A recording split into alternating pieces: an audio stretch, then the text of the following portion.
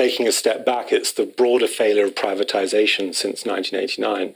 So we've had £85.2 billion paid to shareholders since then.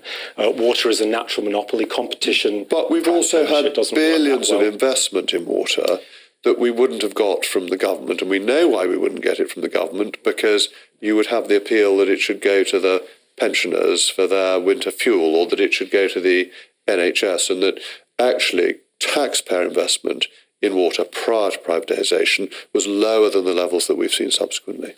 Well, I think that it's inaccurate to say that we've had more investment than we would have done if water was kept in a well-run public ownership model. On the contrary, we are going to pay about £12.5 billion over the next Parliament to private water company shareholders if we keep on doing the same thing as before. There will be 40% more investment if we had, what 90% of the countries around the world do, which is public ownership and control of water. But so public ownership really doesn't lead to investment, because the state doesn't have excess capital. And that was never an example of a well-run public utility prior to privatisation.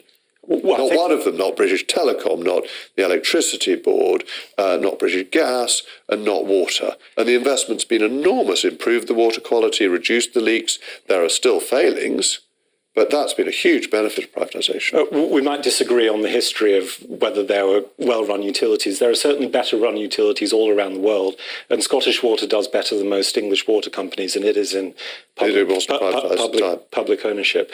So, we can see different ways forward, but I think that one thing that most people would agree upon is that we shouldn't be bailing out large banks. Absolutely agree on that. With public money. And most importantly, most of the investment is coming from bill payers.